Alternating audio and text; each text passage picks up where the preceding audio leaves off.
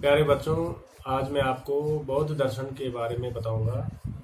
बौद्ध दर्शन के बारे में आप जानते हैं कि बौद्ध दर्शन की जो उत्पत्ति हुई है वो वैदिक धर्म के जो कर्मकांड थे, जो यज्ञ जटिलताएं थी, उनके विरोध में जाकर के बौद्ध धर्म की स्थापना हुई। बौद्ध धर्म की स्थापना गौतम बुद्ध ने की थी। गौतम बुद्ध एक क्षत्रिय राजकुमार थे और जिन्होंने तत्कालीन समय में वैदिक धर्म के अंदर जो विभिन्न प्रकार के जो अंधविश्वास, जो कुरीतियां थी, उनको दूर करने के लिए इस धर्म की स्थापना की। बौद्ध धर्म के प्रवर्तक महात्मा गौतम बुद्ध थे। उनका वास्तविक नाम सिद्धार्थ था। उनका जन्म लुम्बिनी स्थान पर, जो कि नेपाल की तराई में स्थित है, वहां पर हुआ था। इनके पिता शुद्धोधन कपिल वस्तु नामक गणराज्य के राजा थे। पिता राजकुमार सिद्धार्थ का पालन पोषण एक सुखद वातावरण में किया। एक भविष्यवाणी को ध्यान में रखते हुए इनके पिता ने इनको महल में समस्त सुविधाएं उपलब्ध करवा दी थी, किंतु एक दिन अचानक राजकुमार सिद्धार्थ की नजर मानव द्वारा आवश्यक रूप से भोगने वाले कष्टों के 4 दृश्य, बुढ़ापा, रोग, मृत्यु एवं सन्यासी व्यक्ति के दृश्यों पर पड़ी और इनको देखकर सिद्धार्थ अपनी पत्नी यशोधरा तथा पुत्र राहुल को सोते हुए ही छोड़ करके जंगलों की ओर विचरण कर गए। 19 वर्ष की अवस्था में राजकुमार सिद्धार्थ का यह गृह त्याग महानिष्क्रमण कहलाता है। शुरू में सत्य की प्राप्ति के लिए कुछ वर्षों तक कठोर तपस्या की। अंततः उन्हें 4 आर्य सत्यों की अनुभूति हुई और तभी से राजकुमार सिद्धार्थ गौतम बुद्ध कहलाए। बुद्ध का अर्थ ज्ञान तथा गौतम उनके कुल का नाम था। बोध गया में जिस वृक्ष के नीचे उन्हें ज्ञान प्राप्त हुआ वह बोधि वृक्ष कहलाया। ज्ञान प्राप्त करने के बाद गौतम बुद्ध बोध गया से सारनाथ गए। वहीं उन्होंने सर्वप्रथम अपने पूर्व के 5 साथियों को प्रथम उपदेश दिया और यही प्रथम उपदेश धर्म चक्र प्रवर्तन कहलाता है। वैदिक कर्मकांड एवं हिंसा के विरुद्ध जन सामान्य में बोली जाने वाली मागधी भाषा तथा पाली भाषा में बौद्ध सिद्धांतों का प्रचार किया। राजपुत्र होने के कारण तत्कालीन राजवंशों ने भी बौद्ध धर्म के प्रचार में पर्याप्त सहयोग दिया।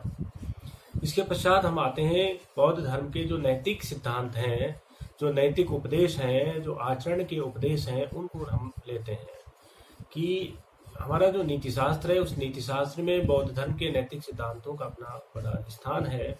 उन्हीं के बारे में हम चर्चा करेंगे। बौद्ध धर्म जो है अपने नैतिक सिद्धांतों में सर्वप्रथम चर्चा करता है 4 आर्य सत्यों की। धर्म चक्र प्रवर्तन सूत्र में बुद्ध ने स्वयं अनुभव के आधार पर जीवन संबंधी 4 आर्य सत्यों का वर्णन किया, जिनको समझ लेने पर मनुष्य दुखों से मुक्त होकर शांति या निर्वाण की प्राप्ति कर सकता है। आर्य का अर्थ श्रेष्ठ या अलौकिक। चूंकि बुद्ध द्वारा प्रतिपादित ये सत्य श्रेष्ठ तथा अलौकिक हैं, इसीलिए इन्हें आर्य सत्य कहा गया। सामान्यतः दार्शनिक तत्व मीमांसा के प्रश्नों में अधिक उलझता है, जैसे जगत क्या है, क्या यह नश्वर है या अनश्वर, आत्मा क्या है और मृत्यु के बाद में क्या शेष बचता है, ईश्वर क्या है इत्यादि। गौतम बुद्ध ऐसे प्रश्नों पर कभी भी विचार नहीं किए। उन्होंने इन प्रश्नों को व्यर्थ कहा और कहा था कि ऐसे प्रश्नों का हमें कभी भी सटीक उत्तर नहीं मिल सकता, नहीं इन प्रश्नों का हमारे व्यवहारिक जीवन से कोई संबंध है। इसलिए उन्होंने इन प्रश्नों को अव्यक्तानी कहा। इन सभी प्रश्नों के विरोध में गौतम बुद्ध ने कहा कि अंधकार में घिरे हुए तुम लोग दीपक को क्यों नहीं पूजते हो। 4 आर्य सत्यों का प्रयोजन भी मानव हृदय में चुभे हुए दुख रूपी बाण को निकालना है और शांति की स्थिति ही बौद्ध दर्शन में मोक्ष या निर्वाण है। प्रथम आर्य सत्य है संसार दुख में है, अर्थात संसार में दुख है। बुद्ध के अनुसार जन्म लेना ही दुख है, क्योंकि इसका सीधा संबंध रोग, बुढ़ापा, मृत्यु आदि दुखों से है। अरुचिकर वस्तु से संबंध, प्रिय से वियोग, अप्रिय से संयोग सभी कष्टकर हैं, अर्थात जीवन का प्रत्येक अंश दुख में है। बुद्ध के अनुसार संसार में अनादिकाल से चली आ रही इस यात्रा में मनुष्य ने अपने दुखों के कारण इस जीवन में जितने आंसू बहाए हैं, उसका पानी 4 महासागरों के जल से भी अधिक है। चारवाक के प्रसिद्ध मूल मंत्र खाओ पियो मौज करो के विरोध में गौतम बुद्ध कहते हैं कि जब संसार में चारों तरफ दुखों की आग लगी है तो मौज मनाने का अवसर कहाँ है। जीवन संबंधी इसी प्रथम आर्य सत्य को समझ लेने पर मनुष्य स्वभावतः उससे अपने आप विरक्त होकर दुखों से मुक्त होने की इच्छा करता है। द्वितीय आर्य सत्य दुख समुदाय अर्थात दुख का कारण। बुद्ध ने द्वितीय आर्य सत्य में दुख के कारण की विवेचना की है। उनका कारणता का सिद्धांत प्रतीत समुत्पाद है, जिसके आधार पर दुखों का भी कोई न कोई कारण अवश्य है और वह मूल कारण अविद्या है। दुख तथा अविद्या के बीच 12 कारणों की एक श्रृंखला, जिसे भवचक्र या द्वादश निदान कहा गया है, इसमें बुद्ध ने यही बतलाने का प्रयास किया है कि अविद्या से किस प्रकार दुखों की उत्पत्ति होती है।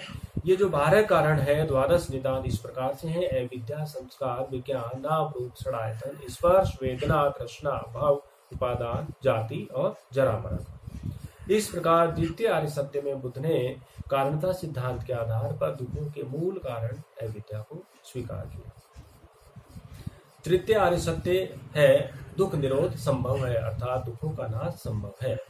वे कहते हैं कि जब दुखों के कारण को हम खोज लेते हैं तो उस कारण का निदान करके हम दुखों से छुटकारा पा सकते हैं, क्योंकि अविद्या दुखों का कारण है और यदि इस अविद्या को ही समाप्त कर दिया जाए तो दुखों से ही मुक्ति मिल सकती है और अविद्या की समाप्ति ज्ञान से ही संभव है।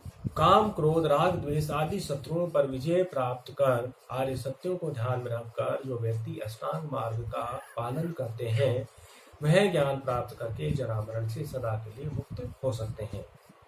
चौथा आर्य सत्य आता है दुख निरोध का मार्ग। इस आर्य सत्य में बुद्ध ने दुखों के निरोध या मुक्ति का मार्ग बतलाया है, जिसे दुख निरोध गामिनी प्रतिपदा कहा गया है, तथा इस मार्ग हेतु गौतम बुद्ध ने अष्टांगिक मार्ग का विवेचन किया है और इसे मध्य मार्ग भी कहा है, क्योंकि यह अत्यधिक आसक्ति और अत्यधिक विरक्ति दोनों के मध्य का मार्ग है। इस मध्यम प्रतिपदा के द्वारा ही निर्वाण की प्राप्ति हो सकती है। अब निर्वाण की प्राप्ति के लिए गौतम बुद्ध जो है अपने दर्शन में अष्टांगिक मार्ग भी बताते हैं, जिसके 8 अंग हैं और इसे अष्टांग पथ भी कहा जाता है। इसमें पहला है सम्यक दृष्टि। सम्यक का अर्थ है सही या उचित और दृष्टि का अर्थ है दृष्टिकोण। प्राय हमारे दुखों का कारण गलत दृष्टिकोण होता है, जैसे हम अनित्य को नित्य, मरणशील को अमर समझ बैठते हैं और दुख उठाते हैं। इस मिथ्या दृष्टि का परित्याग करके वस्तु के यथार्थ स्वरूप का ध्यान रखना। दूसरा है सम्यक संकल्प। राग, द्वेष, क्रोध आदि का परित्याग करके जीवों के प्रति सहानुभूति का दृढ़ निश्चय करना। तीसरा सम्यक वाद। वाणी को नियंत्रित करके मिथ्या, अनुचित एवं वचनों के भाषण से बचना तथा सदा सत्य बोलना। और चौथा है सम्यक कर्मांत। अहिंसा, अस्तेय तथा ब्रह्मचर्य से युक्त कर्मों की ओर प्रवृत्त होना चाहिए तथा हिंसा, चोरी व व्यभिचार से बचना चाहिए। पांचवा है सम्यक आजीव अर्थात आजीविका, न्यायपूर्ण तरीके से अपनी आजीविका चलाना। छठा है सम्यक व्यायाम। इसका तात्पर्य समुचित शारीरिक व्यायाम से नहीं अपितु मानसिक व्यायाम से है, अर्थात मन बुद्धि को चुस्त बनाना तथा दूषित विचारों का परित्याग करना। सातवां है सम्यक स्मृति। संसार की सभी वस्तुओं के यथार्थ स्वरूप तथा 4 आर्य सत्यों का निरंतर स्मरण करते रहना। आठवां है सम्यक समाधि। उपयुक्त 7 अंगों के पालन करने के उपरांत मनुष्य का अंतःकरण शुद्ध होकर एकाग्रता के योग्य हो जाता है और चित्त की इसी एकाग्रता को समाधि कहा जाता है। इस अवस्था से साधक धीरे धीरे निर्वाण प्राप्त करता है। इस प्रकार गौतम बुद्ध जहाँ प्रथम आर्य सत्य से दुख की विकरालता को वर्णित करते हैं, वहीं चतुर्थ आर्य सत्य में दुख निरोध का मार्ग भी बताते हैं, जिससे निर्वाण प्राप्ति को संभव बताया है। इस चतुर्थ आर्य सत्य को बौद्ध दर्शन में दुखों से मुक्ति का मार्ग बतलाया है, जिस पर आगे चलकर मनुष्य को दुखों से मुक्ति प्राप्त हो जाती है।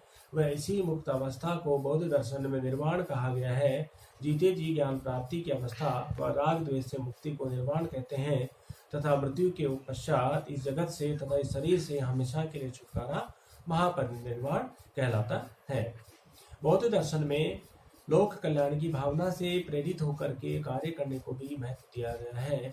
पहला तो है कि जब हम केवल अपनी मुक्ति के लिए जब प्रयास करते हैं तो उसको अरहत कहते हैं, जो कि हीनयान संप्रदाय मानता है, तथा जब हम जगत की मुक्ति के लिए, जगत के लोक कल्याण के लिए कार्य करते हैं तो उसको हम बोधिसत्व कहते हैं। इस प्रकार बौद्ध दर्शन के ये नैतिक सिद्धांत हैं, नैतिक नियम हैं, जिनको हम अपने आचरण में पालन करके दुखों से मुक्ति प्राप्त कर सकते हैं तथा निर्वाण की ओर अग्रसर हो सकते हैं। धन्यवाद।